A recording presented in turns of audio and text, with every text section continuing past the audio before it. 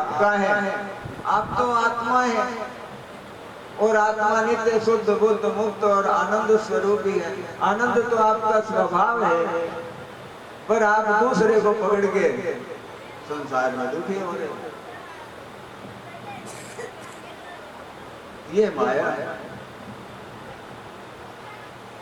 अशेष संक्लेश समं विधत्ते गुणानुवाद श्रवणं मुरारे उल्टय पुनः चरणारविंद पराग सेवा रतिरावलब्धा। कि जब व्यक्ति यहाँ रहते हुए भगवान की कथा कीर्तन सुनता है, भगवान की पूजा अर्चा करता है, उनका ध्यान वंदन करता है और परमात्मा में लग जाता है, तो अशेष संक्लेश समं विधत्ते, उसके सारे क्लेश नष्ट हो जाते हैं परमात्मा के ज्ञान से। गुणानुवाद श्रवणं मुरारे, भगवान का गुण। अब कोई दुख है, आप बैठे भगवान की कथा सुन रहे हैं, कोई दुख है क्या बताओ? और पुतः पुनः तत्चरणारविंद, ऐसे करते करते भगवान के चरणों से यदि प्रेम हो जाए, प्रीति हो जाए, संसार की प्रीति छूट जाए, तो उनकी चरणारविंद की सेवा का सौभाग्य मिल जाए, तो फिर वो सौभाग्य आत्मलब्धा, आत्मा को प्राप्त कराने वाला होता है। फिर आत्म साक्षात्कार हो जाता है, वो अपने को जान जाता है, स्वरूप को पहचान जाता है कि मैं ये नहीं ये हूं, और सारे क्लेश शांत हो जाते हैं।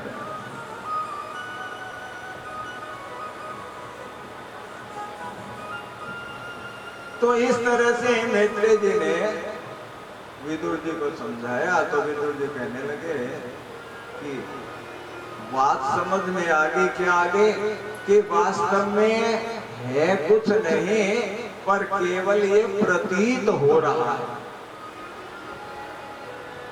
देखो तीन तरह की सत्ता है, एक प्रातिभाषिक सत्ता है, एक व्यवहारिक सत्ता है और एक पारमार्थिक सत्ता है। प्रातिभाषिक सत्ता क्या है? जो प्रतीत हो रहा है। जैसे स्वप्न में आपको वो चीजें प्रतीत हो रही थी नहीं, वहां पर प्रतीत हो रही थी। यहाँ बैठे बैठे भी आप कथा सुनने आए हैं, पर हो सकता आपका मन दूसरी जगह चला जाए, तो वो चीजें यहाँ पर बैठे बैठे वो देखने लगते हो, आप अपने आप में खो जाते हो, उसमें ध्यान उधर चला गया। अब वो चीजें आपको दिखाई दे रही है, ये दिखाई नहीं दे रही। तो ये क्या है? ये प्रतीति है। तो एक तो प्रातिभाषिक सत्ता है, दूसरी व्यवहारिक सत्ता है। ये जो हम देख रहे हैं, सुन रहे हैं जागृत में, ये व्यवहारिक सत्ता है। तो प्रातिभाषिक सत्ता भी सत्य नहीं है, व्यवहारिक सत्ता जो है वो सत्ता भी सत्य नहीं है।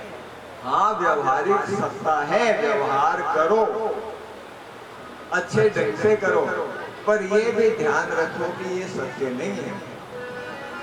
तीसरी सत्ता जो पारमार्थिक सत्ता है, वो सत्ता सत्य है। उस सत्ता को जानकर आप चाहे स्वप्न देखो चाहे व्यवहार करो, पर पारमार्थिक सत्ता में इनका कोई असर नहीं पड़ता। जैसे देखो कि आप अंधेरे में रस्सी पड़ी हुई है और उसको पूरा अंधेरा होगा तो रस्सी दिखाई नहीं देगी, और पूरा प्रकाश होगा तब रस्सी रस्सी ही दिखाई देगी। पर थोड़ा अंधकार है तो रस्सी कई बार सांप भासने लग जाती है कि सांप है। जैसे आप गांव में जा रहे हैं या खेत में जा रहे हैं तो कोई ठूंठ है, जंटिया है या पेड़ ऊपर से कट गया, अब थोड़ा अंधेरा है तो आप उसमें भूत की आदमी की कल्पना कर लेते हो। तो उसमें वो है क्या? रस्सी में सांप है क्या? है नहीं, लेकिन भास रहा है। अच्छा, भास रहा है तो उस सांप से क्या रस्सी जहर वाली हो जाएगी?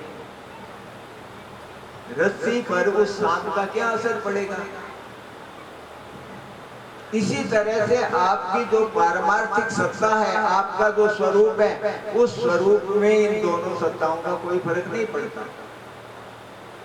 केवल अनुभव की बात है। अनुभव जब तक नहीं होता तो नारायण ये बात ध्यान रखिए कि न छीयते कर्म कोटि सतैरपि अभुक्तम न छीयते कर्म जन्म कोटि सतैरपि। आप जो कर्म करेंगे वो बिना भोगे करोड़ों जन्म में भी समाप्त नहीं हो सकता जब तक आप परमात्मा को प्राप्त नहीं कर लेते। सत्य वस्तु का ज्ञान नहीं हुआ, अनुभव नहीं हुआ। ये वाचिक वाणी में आपको समझाने के लिए कह रहा हूं, पर विशेषता अनुभव की है। अनुभव नहीं होता तो मनुष्य इस कर्म के बंधन में बंधा ही रहता है।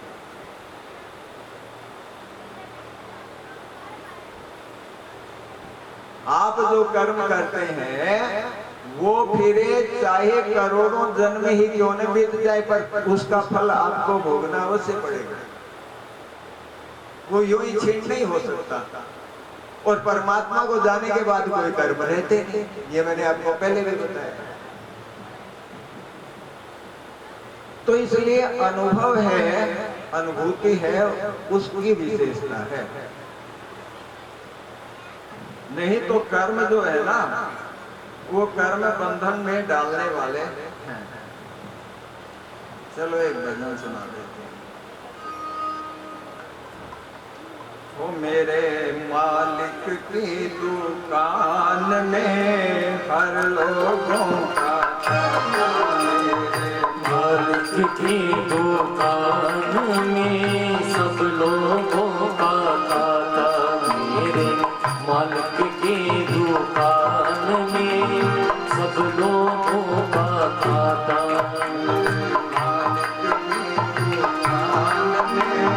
सब लोगों का खाता।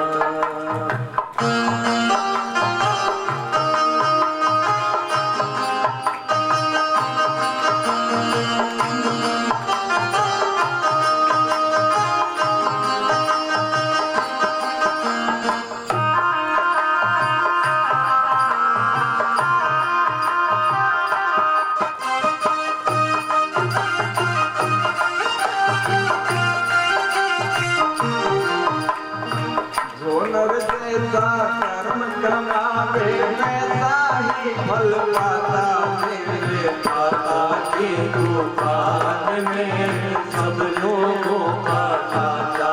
मेरे दाता की दुकान में सब लोगों का खाता।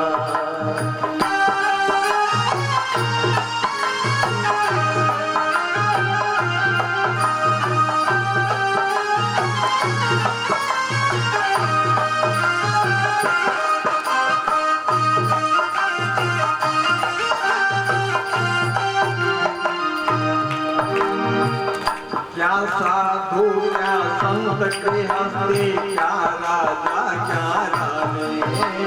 क्या साधु क्या संत के हस्ते, क्या राजा क्या रानी। प्रभु के पुस्तक में लिख रखी सबकी कर्म कहानी। प्रभु के पुस्तक में लिखी है सबकी कर्म कहानी। सब ही के वो जमा खर्च का सही हिसाब लगाता, मेरे दाता की दुकान में सब लोगों का खाता। मेरे दाता की दुकान में सब लोगों का खाता।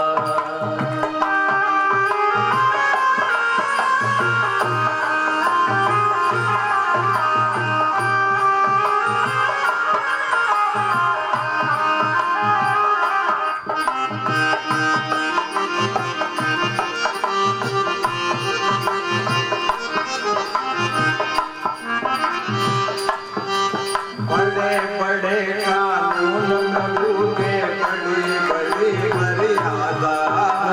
बड़े बड़े बड़ी बड़ी मर्यादा। किसी को कोई कम नहीं देते, किसी न लंबी ज्यादा। किसी को कोड़ी कम नहीं देते, किसी को लंबड़ी ज्यादा।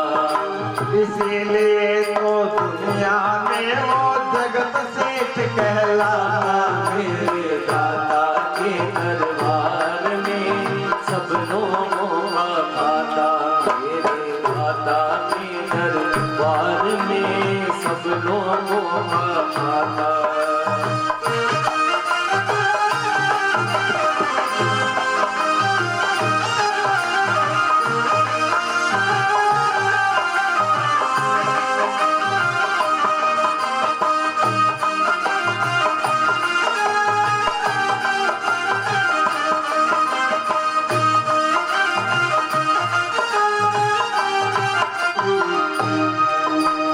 करते हैं इंसाफ फैसला इस आसन पर डटके। करते हैं इंसाफ फैसला इस आसन पर डटके। उनका हुक्म कभी नहीं बदले, लाख कोई सिर फटके। उनका हुक्म कभी न बदले, जो पटके। समझदार तो चुप रह जाता, मूर्ख शोर मचाता। मेरे दाता के दरबार में सब लोगों का खाता। मेरे मालिक के दरबार में सब लोगों का खाता।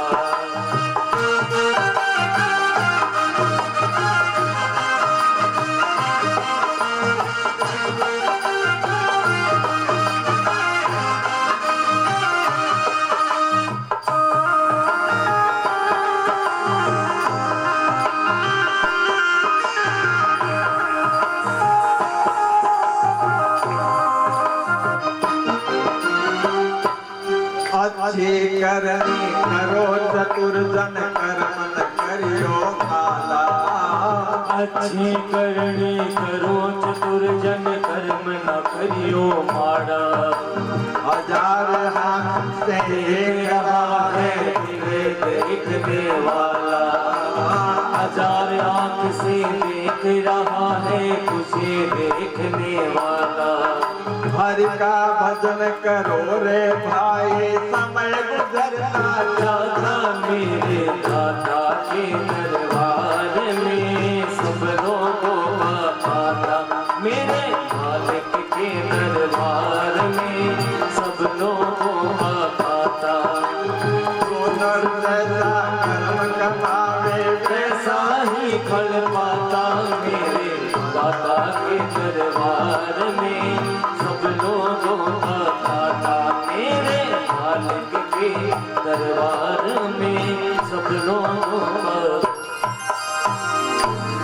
बोले सच्चिदानंद घन भगवान की जय हो। अब देखो सृष्टि के बारे में बताया मैत्रेय जी ने कि ब्रह्मा जी भगवान के नारायण की नाभि से प्रकट हुए। तो उन्होंने बहुत तपस्या की, भगवान प्रसन्न हुए और सृष्टि का जो सामान है उन्हें दिया। तो अब ब्रह्मा जी सृष्टि करने लगे। पहले सृष्टि सनक सनंदन आदि की हुई, फिर इसमें देखो अविद्या की सृष्टि भी हुई, भगवान रुद्र की सृष्टि भी हुई। रुद्र से कहा कि आप सृष्टि का वर्धन करो। तो रुद्र ने जो सृष्टि की वो तो उसमें कोई पैरहीन था, कोई त्रिनेत्र था, कोई नेत्र विहीन था। इस तरह की उल्ट पटांग की सृष्टि देखकर ब्रह्मा जी ने उनको मना कर दिया। फिर मानसी सृष्टि है, मानसी सृष्टि से ऋषियों की उत्पत्ति हुई। नारद आदि जो ऋषि हैं वो ऋषि सब ब्रह्मा जी के मानसी सृष्टि से ही प्रकट हुए हैं। पर ब्रह्मा जी ने देखा कि सृष्टि का विस्तार नहीं हो पा रहा। अब सृष्टि जिसे करना है तो उसे तो सृष्टि की चिंता रहती है। तो ब्रह्मा जी का स्वयं का शरीर ही दो भागों में विभक्त हो गया। एक तो मनु हुए, राजा मनु, और दूसरा शतरूपा जी प्रकट हुए। तो ये जोड़ा ब्रह्मा जी से प्रकट हुआ और इनसे मैथुनी सृष्टि प्रारंभ हुई, स्त्री पुरुष के संयोग से। और मनु के द्वारा सब प्रकट हुए, इसलिए आदि जो है वो मनु ही है, इसलिए मनुष्य को मानव कहते हैं। हम सब मानव जो है वहीं से हुए हैं। इस प्रकार ब्रह्मा जी ने फिर महाराज मनु से कहा कि पुत्र सृष्टि का विस्तार करो। तो उन्होंने उनकी आज्ञा को शिरोधार्य किया और कहा कि पिताजी, पुत्र का कर्तव्य है कि वो पिता की आज्ञा का पालन करे। अस्तु, मैं अवश्य सृष्टि का विस्तार करूंगा। पर राजा मनु ने देखा कि सृष्टि करे कहाँ, पृथ्वी तो है ही नहीं, क्योंकि पृथ्वी तो जल में मग्न थी, डूबी हुई थी जल में। तो ऐसे में उन्होंने ब्रह्मा जी से कहा कि भगवान, ये जो पृथ्वी है, ये पृथ्वी तो जल में मग्न है, तो इसलिए सृष्टि कहाँ पर की जाए। तो ब्रह्मा जी ने कहा कि भाई ये तो मैंने ध्यान ही नहीं दिया। तो ब्रह्मा जी ने सोचा कि पृथ्वी का उद्धार कैसे हो, जल के ऊपर कैसे लाया जाए। तो उन्होंने भगवान नारायण का ध्यान किया। तो उनकी नासिका से छोटा सा सुअर जो होता है ना, वो निकला। ये भगवान वाराह का अवतार है। बोलिए वाराह भगवान की।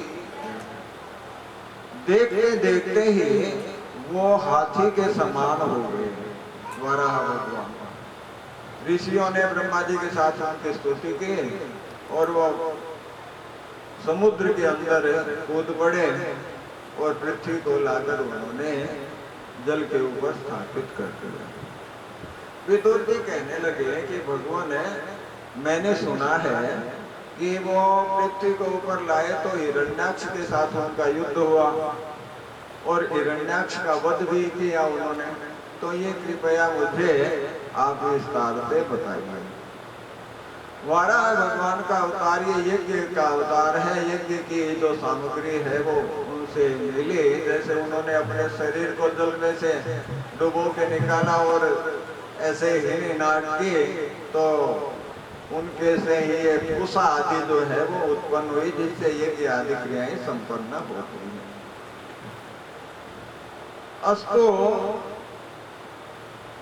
जब विदुर जी ने ऐसा पूछा मैत्रेय जी से तो मैत्रेय जी ने कहा कि देखो, एक बार कश्यप प्रजापति है, उन कश्यप की पत्नी, कई पत्नियां हैं कश्यप जी की, उनसे ही सृष्टि का विस्तार हुआ है। तो वो कश्यप जो है, उनकी पत्नी दीति भी है। दीति से देवते उत्पन्न हुए और उनकी पत्नी अदिति भी है। अदिति से देवता उत्पन्न हुए। अब दीति ने एक बार कश्यप ऋषि जो है अपनी यज्ञशाला के अंदर, सायंकाल का समय था और वो भगवान का ध्यान कर रहे थे यज्ञ करने के बाद। तो दीति ने बलात् जाकर उनके उत्तरीय गोड़ दुपट्टे को पकड़ लिया और कहने लगे कि मुझे आपसे संतान चाहिए, क्योंकि मेरी सोच जो है देवता अदिति, उनके बहुत संतान है, मेरे संतान नहीं है। तो कश्यप जी ने कहा कि देवी देखो, तुम्हारा ये कामना है ना, ये कामना मैं अवश्य पूरी करूंगा, पर देखो ये समय है, ये उचित नहीं है। ये सायंकाल का समय है। इस समय भगवान भूतनाथ शिव जो है अपने गणों के साथ विचरण करते रहते हैं, और कोई व्यक्ति कुत्सित कर्म करता है तो उसको उनका अपराध होता है और इसलिए वो दंडनीय होता है। इसलिए समय उपयुक्त नहीं है। पर दीति है वो उनके बात को माने नहीं और उसने दुराग्रह किया और कश्यप जी भी उनके सामने झुक गए। अस्तु उन्होंने जब उनसे समागम किया तो उनके उदर में दो जो देते हैं वो फलस्वरूप आ गए। अब वो देते आए तो दीति को इस कर्म से बड़ा दुख हुआ कि मैंने अपने पति की बात मानी नहीं। तो उसने अनुनय विनय की, क्षमा प्रार्थना की कि मुझे क्षमा कीजिए, मेरी गलती हो गई और भगवान शिव भी मेरे ऊपर कोप नहीं करें। कश्यप जी ने कहा कि देवी तुमने कुत्सित कर्म किया पर अब तुम क्षमा मांग रही हो, तो क्षमा मांगना तो ठीक है, मनुष्य पाप करे उसके बाद पश्चाताप हो तो पाप का जो फल है वो एक तरह से प्रायश्चित हो जाता है। वो ये करे यदि कि मैं आगे ऐसा नहीं करूंगा तो पाप और उसके बाद ताप तो पश्चाताप, ये पश्चाताप नहीं बाद में। पर तुमने जो किया इसके फलस्वरूप आपके दो पुत्र होंगे, वो राक्षस होंगे और वो ऐसे होंगे कि सारी त्रिलोकी को व्यथित कर देंगे, मुश्किल में डाल देंगे और स्वयं नारायण ही उनको मारने के लिए आएंगे।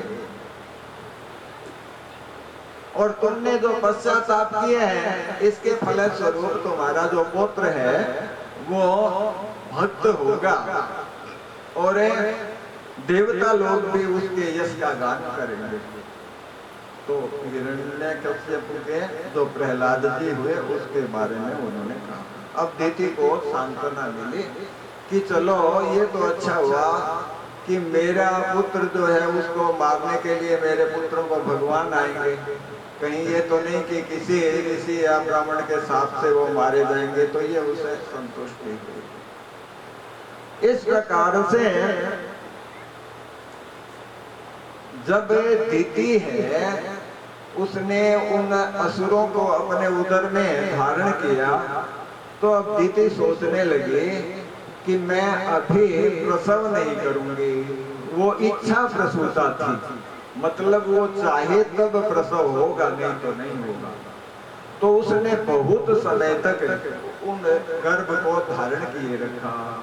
इससे देवताओं का तेज नष्ट होने लगा। देवता दौड़े दौड़े ब्रह्मा जी के पास गए कि महाराज ये कैसा अंधकार छा रहा है, हमारा तो तेज ही नष्ट हो रहा है। तो ब्रह्मा जी सारी बात जानते थे। उन्होंने देवताओं को बताया कि देखो भाई बात ऐसी है कि मेरे जो ये पुत्र हैं सनक, सनंदन, सनातन और सनत कुमार, ये चारों एक बार वैकुंठ धाम में गए भगवान नारायण का दर्शन करने के लिए। तो वैकुंठ बड़ा सुंदर है, 7 उसके दरवाजे हैं। जब 7वें दरवाजे पर ये चले गए तो वहां पर जय विजय इनको मिले। जय विजय मिले तो जैसे ही अंदर घुसने लगे तो उन्होंने अपनी छड़ी है वो लगा दी। अब वहां पर जय विजय भी देखो भगवान नारायण के स्वरूप में चतुर्भुजधारी उसी स्वरूप में थे, वहां सब उसी रूप में रहते हैं वैकुंठ में। तो वो छड़ी लगा दी तो रुक गए संकाते, फिर आगे बढ़ने लगे तो फिर लगा दी। इस प्रकार 3 बार उन्होंने रोक लिया। जो रोक लिया तो अब सनकादिक को क्रोध आ गया। क्रोध आ गया तो उन्होंने कहा कि अरे यहाँ वैकुंठ में तुम क्या सोचते हो, यहाँ भी कोई किसी को किसी से भय है? यहाँ पर तुम्हारी ये आसुरी वृत्ति कैसे हुई, राक्षसी वृत्ति तुम में कैसे आई? तो इसलिए तुम आसुरी वृत्ति वाले हो और यहाँ वैकुंठ में रह रहे हो, इसलिए हम तुम्हें साफ देते हैं कि तुम जाओ असुर ही बन जाओ। और तुमने 3 बार हमको रोका है तो 3 बार राक्षस बनोगे। अब जैसे ही संसादिक के द्वारा उनको साफ हुआ जय विजय को, तो जय विजय उनके चरणों में गिर पड़े। इधर नारायण जो है वो वैकुंठ में देखा कि दरवाजे पर हो रहा है, तो भगवान वहां बाहर ही आ गए। भगवान का बड़ा सुंदर वर्णन है। पार्षद ऊपर छत्र लगाए हुए हैं, चतुर्भुजधारी भगवान जो है नारायण वहां आए और आकर पता किया कि क्या बात है। तो सनकादिक ने जब उनके दर्शन किए तो देखो कि उनके चरणारविंद की जो गंध है वो उनके चित्त में गई, तो उनका चित्त जो है वो चंचल हो उठा, मानो उसको संभाल नहीं पाया। भगवान ने कारण जाना और जानकर कहने लगे कि देखो ये ब्राह्मण आदि जो है ये तो मेरी भुजाई है साक्षी, ये तो मेरा ही गुणगान गाते रहते हैं, ये तो बिना दान के सेवक है मेरे, इसलिए इन्होंने जो साथ दे दिया मेरे अनुचरों को तो कोई बात नहीं, ठीक ही किया है, क्योंकि इन्होंने अच्छा कृत्य इनके साथ नहीं किया। सनकादिक कहने लगे प्रभु कोई बात नहीं, हमारी भूल हुई है तो हमें दंड दीजिए। बोलो नहीं, ब्राह्मण जो है ना वो तो मेरे आराध्य हैं, मैं उनका भक्त हूँ, इसलिए यदि मेरी भुजा भी उनके विपरीत कार्य करे तो मैं मेरी भुजा को भी चक्र से काट डालूं। मुझे लक्ष्मी जी इतनी प्रिय नहीं है। सनकादिक कहने लगे कि प्रभु आपकी महिमा के सामने हम क्या है, पर आपकी बात तो हमें समझ में नहीं आ रहा, कहाँ हम कहाँ आप। तो उन्होंने कहा कि आपने जो किया है इसका मैं अनुमोदन करता हूँ। एक बार ये क्या है कि लक्ष्मी जी को भी पहले रोक चुके थे।